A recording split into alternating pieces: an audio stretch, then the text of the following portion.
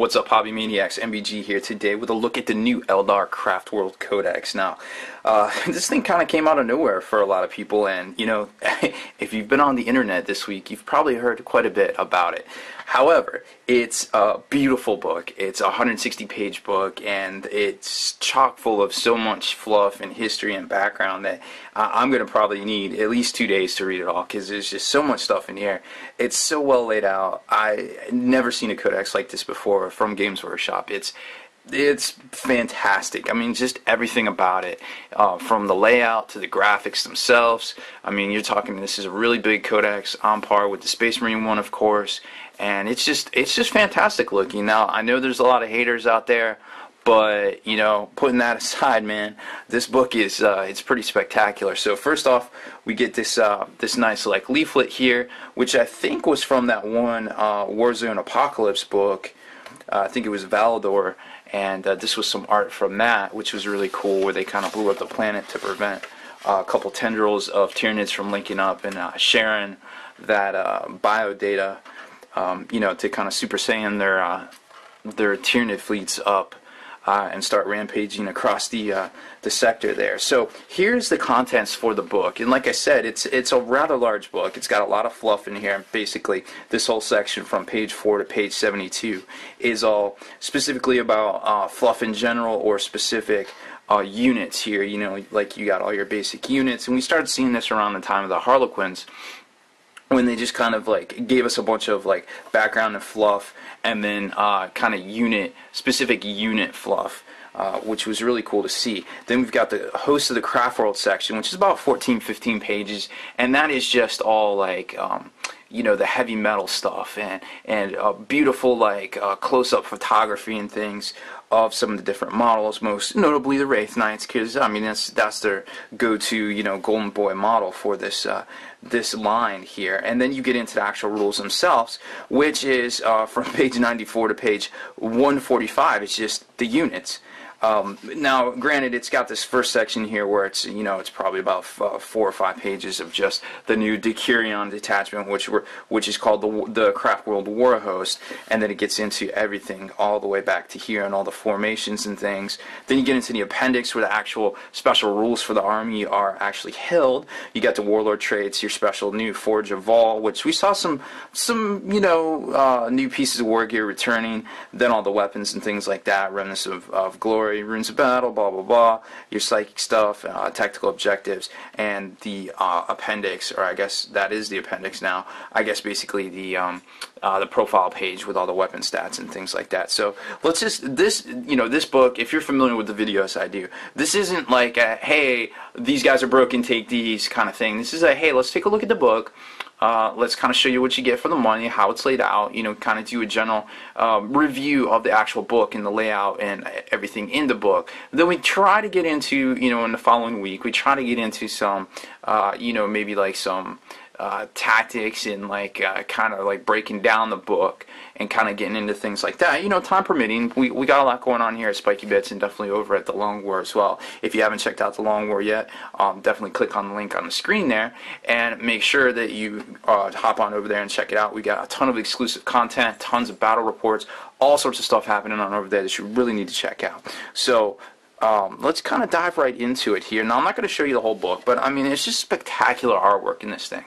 Now, here's, you know, what a craft world looks like, and we've seen a lot of art on this before, and it's just spectacular. Like some of the stuff in here, we saw some of this before. I think this is a new piece of artwork here. And then it gets into kind of breaking down the war hosts and things like that. And they started this with the Adeptus Mechanicus book. Oh, and speaking of which, unlike with the Adeptus Mechanicus book, so we've got produced by Games Workshop in Nottingham, which we kind of saw with the Adeptus Mechanicus book. But however, it looks like they went back to printing these books in China here, and we've got a copyright of 2015. So we know that Games Workshop has a new printing place in Nottingham, somewhere around Nottingham area, and that they're doing some printing with them, I guess, you know, to kind of combat the counterfeiters and things like that out there. Here's another piece of really great artwork, you know, the Avatar emerging from the chamber where he's basically been transformed from the sacrificial lamb that went in there.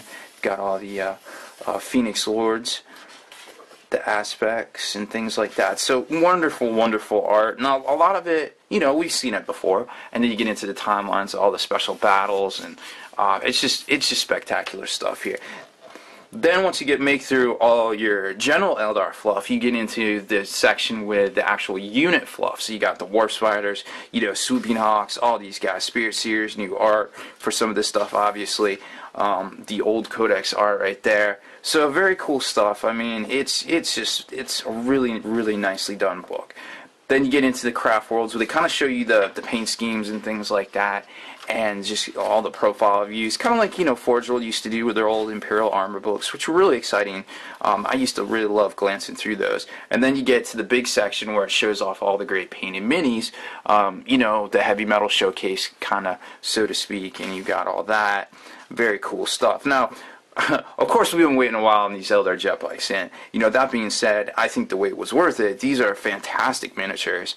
I mean, just amazing looking stuff. Yeah, they're very similar to the Harlequin ones. You know, they got the little pop-up piece right there that were definitely copied, and there's a cat running amok in the background there, going through some packages and things. So we're just gonna have to deal with that, because you know, they just kind of do what they want sometimes. Hey. Seriously. So this is kind of like the whole big thing here with the Forces of the Craft World. With the Necron Decurion came out. Now we've got this one. There was one in the Demonkin. Very cool stuff, you know, as far as how you organize your models. And you kind of start over here. You've got Core, Auxiliary, and Command. And from what I can tell, these override the battlefield roles of, you know, if something's like actual heavy support or elites or fast attack. It goes into this here, and then what happens is you have to take one from core.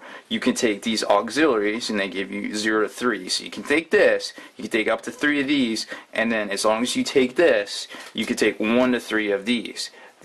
So that's kind of cool to see. So you've got your command here, you've got your auxiliary here, and then this is where a lot of people are taking multiple Wraith Knights and things like that way over here. So that being said, I think it's a really neat idea. So you can kind of play with a lot of different things. You get the individual bonuses from each of these formations if you take them. These aren't really formations in the scheme of things, but if you take, and these you can take, of course, in this combined arm detachment, you can take this, this, and this, and this, and they all kind of work differently, and that's what this paragraph's all about. So I encourage you to definitely, if you pick up the book, read all this and kind of familiarize yourself with it. Now, that being said, there are still command benefits. You lose objective secured, but you do gain this one here, which gives you a really good bonus to, you know, doing your runs and things like that. And each one of these has its own specific bonus as well, and they do stack if you take it as part of the Craft World War Host. So very unique stuff here. It gives you lots of flexibility on the tabletop, and you know, it's just kind of cool to see that these types of you know, these kind of types of ideas that's coming out of the Games Workshop development style. So update on the cat over here. There's another cat stalking the one cat because she's obviously having too much fun in the packaging, so the other one has to come up and clearly investigate and find out what's going on. So I'm sure there'll be a firefight here soon. Back to the actual review itself, and not the Nature Channel here. So at the beginning of the book, we kind of saw where they moved everything to the rear of the army section. So we got the war gear list, how much everything costs, and how you can equip it. Then you kind of get into actual sections themselves, and of course, you know, who else to start off the book with than Eldrad himself, the Pimp Nasty of the Ulthway Craft World, who apparently is still alive, which is great because he's one of my faves. And then you get into all of the stuff going forward, and there's, you know, you definitely look through it. There is some new units in here. There is some new ways to take things. Not exactly sure how you get the close combat weapons for the Storm Guardians, actually. Maybe GW offers them separately, but I haven't seen those in years. Love the new Wind Riders, spectacular looking models there. Lots of cool stuff. Make sure you check out the aspects. The aspects changed a lot, and I think they are definitely worth taking, at least in some sort of way. Haven't figured it out yet, haven't cracked the code. Obviously, you probably heard Wave Serpent changed a lot. You know, for the better or for the worse, you know, depending on who you ask, they'll have an opinion of it. Make sure you check out the Crimson Hunter and the Wraith Fighter as well. They've gotten quite a bit better, which is really good to see as well. Falcons also got better. With their ability to deep strike, depending on kind of how you do it, you might not scatter, and then dudes can get out, i.e. fire dragons, just start blasting stuff apart. Now here's what I was kind of saying with, and then we get to the rear, where the Wraith Knight and the Avatar Arcane are both Lords of War. Then you get into the formation section. This is kind of what I was saying. Each one of these is kind of its own separate formation that you can take as a combined arms detachment, and then you can kind of jump in and get your special rules here as well, depending on how you take it. So once you get through all that, you get to the back here, and that's where all your special rules are going to be. And what I like to do when I'm checking out a new codex, a lot of times I skip the whole unit entries part and I just start here, because I'm like, well, I got to know these special rules and I don't want to keep jumping to the back of the book and jumping back forward and jumping back. So I'll read all these and kind of see how they change. Now, the Eldar book is only 2 years old, the last book, so, or actually less than that, to be honest. So there's going to be a lot of stuff, and I find this as a player that's played in literally every edition that's been out there, including 3.5, that I mix things up a lot. I just assume I see something and I'm like, oh, that's the same name. You know, like, for instance, Ion Distant Events. That's the same, you know, that's exactly the same Warlord trait name that was here before. Eldrad even has it, like he did before, but it's different now. So it's like, oh, well, you got to relearn a lot of stuff. So don't trick yourself. Go slow. Make sure you're double checking all of these special rules. All of the, you know, all the new armies. And obviously, Distort changed. There's a lot of stuff to read in here, and it's, you know, just try not to get too confused on it, because it's a lot of documentation. It's a lot of stuff to read. There's a lot of stuff going on in here. I do like the fact that they can no longer take the demonology for for a Malefic for demonology, because that was just a little ridiculous. They do get the runes of battle, you know, depending on what unit it is. They do get the runes of fate, so that's pretty cool to see. And this one looks really good. Make sure you check out Eldritch Storm. That's might be a little bananas. And then of course you get the 6 new tactical objectives, and then we get into the profile page. It doesn't look like GW's doing that whole fold out thing anymore. You know, it's kind of a pain. Mine always bunched up on itself and just kind of you know, eventually just crumpled. So I usually just ruin mine anyway. So kind of I don't really miss it, and I don't really have an opinion on that, but it's not that big of a deal for me personally, nonetheless. So that's about it for this one, guys. I hope you enjoyed it. I went kind of fast. We had a little distractions with Nature's Kingdom over here, but I will lock them out next time before I do these videos. Just under a little time crunch this week, so I really wanted to get this out for you guys, because I know this weekend's going to be really huge with the Eldar release. So I hope you enjoyed it. If you haven't already done so, make sure you subscribe to this YouTube channel. Check out the blog, spikybitsblog.com. And if you haven't already done so, head on over to thelongwar.net. That's the home of the battle reports. We have tons of exclusive content and early access videos. Become a veteran of the Long War today.